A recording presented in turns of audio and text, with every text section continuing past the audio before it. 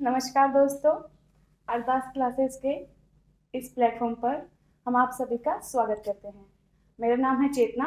मेरा नाम है वृंदा। हम दोनों ही अरदास क्लासेस की स्टूडेंट्स हैं। तो ज्योग्राफी में हमने मैपिंग का जो सेक्शन होता है वो कैसे याद किया, उसी के बारे में आज हम थोड़ी चर्चा करेंगे। चूँकि ये क्वेश्चन आंसर के जरिए होने वाली है, तो आप सभी, उम्मीद करूँगी कि आप सभी भी बहुत एंजॉय करोगे। तो चूँकि हम ज्योग्राफी की बात कर रहे हैं, तो जैसा कि आप सभी देख सकते हैं कि इन वादियों में और ऊष्मा की लालिमा के बीच में हम बैठे हुए हैं। तो ज्योग्राफी से हम शुरू करते हैं। तो वृंदा, क्या आप तैयार हैं? हाँ जी। ठीक है। अच्छा, अगर ज्योग्राफी की हम बात कर रहे हैं तो पहले तो आप यही बता दीजिए कि ज्योग्राफी क्या है? ज्योग्राफी दो शब्दों से मिलकर बना हुआ है, जियो और ग्राफी। जियो का मतलब होता है अर्थ और ग्राफी का मतलब होता है डिस्क्रिप्शन, यानी किसी चीज़ का वर्णन। तो ज्योग्राफी का मतलब है पृथ्वी का वर्णन। ठीक है, तो दोस्तों आप भी जान गए होंगे कि ज्योग्राफी का अर्थ क्या हुआ। तो इन्होंने कहा जियो प्लस ग्राफी। जियो का अर्थ हो गया अर्थ, जियो का मीन्स हो गया अर्थ। तो बताइए अर्थ क्या है? अर्थ अर्थ एक प्लैनेट है, और जैसे कि हम मैप पे देखते ही हैं, हमें क्या दिखता है, लैंड और वाटर। तो अर्थ हमारी एक प्लैनेट है और combination of land and water. बहुत ही बढ़िया। अच्छा, आपने कहा कि अर्थ जो है एक प्लैनेट है और लैंड और वाटर का कॉम्बिनेशन है। लैंड और वाटर से आपका क्या मतलब है? लैंड और वाटर, तो लैंड से मतलब है हमारे 7 कॉन्टिनेंट, इम्पोर्टेंट कॉन्टिनेंट, और वाटर से ओशन। तो नाम बता दीजिए उन सभी का। तो सबसे पहले हम क्षेत्रफल के हिसाब से सभी कॉन्टिनेंट के नाम जान लेते हैं। सबसे पहले एशिया, फिर Africa, north America, south America, Antarctica, Europe और ऑस्ट्रेलिया। ये हमारे 7 क्षेत्रफल के हिसाब से कॉन्टिनेंट है। उसके बाद ocean, Pacific, Atlantic, Indian, southern and Arctic. ये हमारे 5 ओशंस हैं। ठीक है, तो हम नॉर्थ अमेरिका से शुरू करेंगे। उसके जो पॉलिटिकल और फिजिकल जो फीचर्स हैं उसके बारे में हम चर्चा करेंगे। तो आप बताइए, नॉर्थ अमेरिका के पॉलिटिकल फीचर्स में हम क्या क्या देखते हैं, क्या क्या है? नॉर्थ अमेरिका के अंदर हम उसके पॉलिटिकल फीचर में हम उसके कंट्रीज़ देखेंगे, कौन कौन सी कंट्रीज़ हैं। तो सबसे पहले Canada, USA, Mexico, Belize, Guatemala, El Salvador, Honduras, Nicaragua, Costa Rica, Panama. ये पॉलिटिकल फीचर में हमने इनके देश देखे। देखिए, पॉलिटिकल फीचर्स पूछने के चक्कर में पूछना ही भूल गई कि नॉर्थ अमेरिका एक्चुअली में है कहाँ। नॉर्थ अमेरिका पैसिफिक ओशन और अटलांटिक ओशन के बीच में स्थित है। ठीक है, तो जैसा कि आप देख सकते हैं हमारे पीछे भी माउंटेन्स है, तो हम नॉर्थ अमेरिका के माउंटेन्स देख लेते हैं कौन कौन से हैं। तो वृंदा, आप बताइए। रुस्क, अलास्का, मैकेंजी कोस्ट, कोस्ट के शहरा निवादा, रॉकी और अपलीशियन। ठीक है, सबसे नॉर्थ में कौन सा है अगर हम देखें? सबसे नॉर्थ में और सबसे साउथ में कौन सा है? ब्रुक्स सबसे नॉर्थ में है और रॉकी साउथ में। ठीक है, बहुत बढ़िया। अच्छा, तो अब इसके सराउंडिंग में कुछ बताना चाहेंगे कि कौन कौन से इम्पोर्टेंट आइलैंड है? चूँकि हम जानते हैं कि कॉन्टिनेंट जो है ओशियन से घिरा हुआ होता है, यानी कि जल से घिरा हुआ होता है।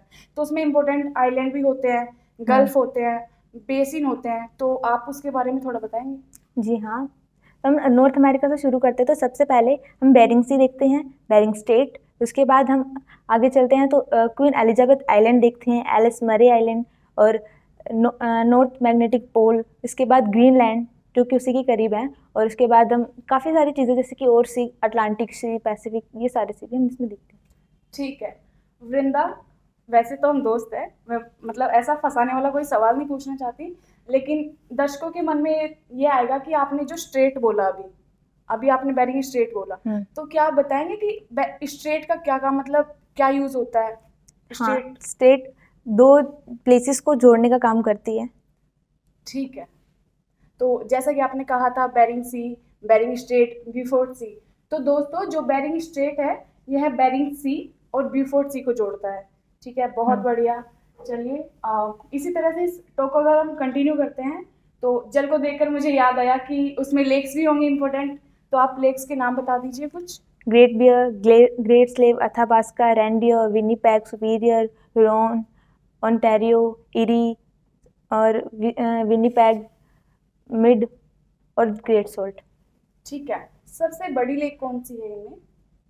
सबसे बड़ी लेक जी, ठीक है, सुपीरियर सुपीरियर। सबसे लंबी झील है, जो कि कनाडा और यूएसए दोनों की बाउंड्री पर है। ठीक है, चलिए बहुत बढ़िया। तो अब सिर्फ पानी को ही तो नहीं देखेंगे ना हम, मिट्टी को भी देखेंगे, मिट्टी का मतलब रेगिस्तान। तो उसमें कौन कौन से इंपॉर्टेंट डेजर्ट है? सोनारन और मोजावे। ठीक है, बहुत बढ़िया। चलिए, माउंटेन हमने देखे, तो उसका भाई यानी कि मेरे कहने का मतलब है प्लेटू। प्लेटू कौन कौन से इंपॉर्टेंट है उसमें?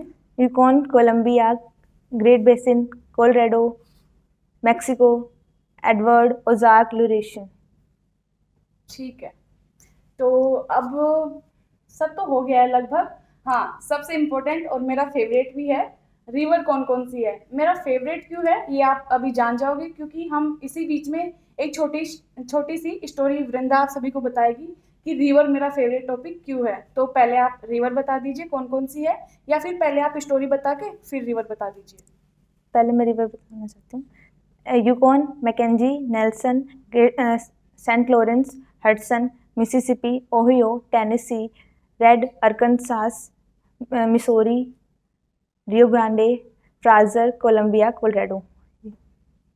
ठीक है, जिस स्टोरी की मैं बात कर रही थी, तो इन्होंने जो बताया कि Yukon, Mackenzie, Nelson, Saint Lawrence, Hudson, उसके बाद जो रिवर आती है जो पंजा का डेल्टा बनाते हैं हम सभी जानते हैं, वो है मिसिसिपी। मिसिसिपी का परिवार, इसको हमने कैसे याद किया?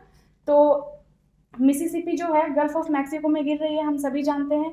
तो इसकी जो लेफ्ट और राइट ट्रिब्यूटरी कौन कौन सी है वो हमने कैसे याद किया? तो मेन तो हो गई मिसिसिपी। तो उसके बाद ओ हो टेंशन हो गई। क्यों? क्योंकि मिश्री खाते हुए अरकनसास ने देख लिया और गुस्से से आंखें रेड कर ली। हंसी, क्योंकि मुझे भी हंसी आई थी जब सर ने हमें ऐसे ही याद करवाया था, क्योंकि मैं भी सोचने लग गई थी कि वाह क्या ट्रिक है। तो इसमें कौन कौन सी रिवर हो गई? ओहियो, टेनेसी, मिश्री का मतलब हो गया मिसोरी, अरकनसास और रेड। तो इस तरह से जो डिफिकल्ट जो लोकेशन होती है, रिवर हो गया, माउंटेन हो गया, तो उसको हम स्टोरी के माध्यम से हम कैसे याद कर सकते हैं, ट्रिक के साथ कैसे याद कर सकते हैं। तो बहुत इजी हो जाता है और सर ने बहुत ही बेहतरीन तरीके से हमें याद करवाया है। चलिए, नॉर्थ अमेरिका तो खत्म हो गया है, उसके बाद हम देखते हैं नॉर्थ अमेरिका का ही भाई है, उसके ही साउथ में साउथ अमेरिका, वो बुरा मान गया तो उसके बारे में हम थोड़ी चर्चा करेंगे। तो इस बार मैं पहले जो सवाल भूली थी वो भूलूंगी नहीं। सबसे पहले तो वृंदा मुझे बताइए कि साउथ अमेरिका है कहाँ? ये साउथ पैसिफिक ओशन और साउथ अटलांटिक ओशन के बीच में। ठीक है, बहुत बढ़िया। अच्छा, इसमें भी थोड़ा सराउंडिंग में मतलब कौन कौन से आइलैंड है ये सब बताएंगे थोड़ा? जी। चलिए, कोई बात नहीं, हम पहले, इसकी भी गलती नहीं है क्योंकि हमने पॉलिटिकल फीचर्स देखे ही नहीं, पहले हम फिजिकल में जा रहे हैं तो कैसे बताएंगे। तो पहले पॉलिटिकल फीचर्स ही बता दीजिए इसके। पॉलिटिकल फीचर में हम सबसे पहले इसकी कंट्रीज देखेंगे। सबसे पहले French Guiana, Guyana, Suriname, Venezuela, Colombia, Ecuador, Peru, Chile, Argentina, Uruguay, Paraguay, Bolivia, Brazil. इसके बीच में। ठीक है, तो जैसा कि हम जानते हैं कि इम्पोर्टेंट लैटिट्यूड्स होते हैं, पहले तो आप बता दीजिए कौन कौन से इम्पोर्टेंट लैटिट्यूड्स होते हैं, जो अक्षांश रेखाएं कौन कौन सी होती हैं, पहले वो बताइए। 3 सबसे इम्पोर्टेंट होती हैं। सबसे पहले ट्रॉपिक ऑफ कैंसर, इक्वेटर और ट्रॉपिक ऑफ कैप्रिकॉर्न। ठीक है, तो साउथ अमेरिका में कौन कौन सी अक्षांश या रेखाएं गुजरती है? Tropic of Capricorn and equator. ठीक है, चलो अब फिजिकल फीचर्स हम देखते हैं इसके। तो इसमें माउंटेन से शुरू नहीं करेंगे, मैं मानती हूँ पीछे हमारे माउंटेन है, लेकिन हम इसमें रिवर से शुरू करेंगे। रिवर कौन कौन सी है बताइए?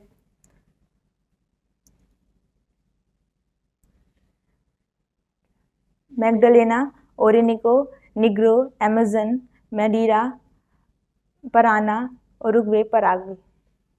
ठीक है, तो एक्चुअली मैं बता देती हूँ कि यहाँ पर बहुत सारे ऑडियंस बैठे बैठे हुए हैं, ये सभी हमारे क्लासमेट्स हैं। तो जब मतलब हम कुछ भूलने लगते हैं या कुछ याद नहीं आ रहा होता तो उनकी भावनाएं कंट्रोल नहीं होती, वो भी बताने लगते हैं मैग्डलेना ओरिनोको। तो बहुत अच्छा मतलब कोऑपरेट करते हैं बच्चे। और अच्छा, तो अभी आप इसमें बताइए कि ग्रासलैंड कौन कौन से हैं? Llanos, Selvas, Gran Chaco, Pampas, Campos. बहुत ही बढ़िया। चलिए बताइए, इसमें इम्पोर्टेंट लेक्स कौन कौन सी है? ठीक है, मार्काइबो, टिटिकाका, पोपो। पोपो, हाँ। ठीक है, इन्हीं के दोस्त ने इनकी हेल्प कर दी, उनको थैंक यू बोल दो। Thank you. चलिए, अब हम चलते हैं अफ्रीका में। तो सेम क्वेश्चन, यानी तो आप अब बताइए मुझे कि साउथ अमेरिका में कौन कौन से इम्पोर्टेंट माउंटेन्स हैं। कोटोपैक्सी, चिम्बोरजो, ओजस डेल सलाडो, अकांकागुआ। ठीक है, ये तो जहाँ तक क्योंकि मैं भी स्टूडेंट हूँ तो मुझे पता है ये तो पीक्स है, लेकिन पीक माउंटेन की होती है। तो ये जो आपने अभी पीक्स बताई है, अकांकागुआ, ओजस डेल सलाडो, कोटोपैक्सी, चिमरोजो, किस माउंटेन की पीक्स है? एंडीज। एंडीज माउंटेन, ठीक है। बहुत ही बढ़िया। चलिए अब आपके बारे में थोड़े सवाल कर लेते हैं। तो बताइए, आपको इस कोचिंग में आए कितना टाइम हो गया?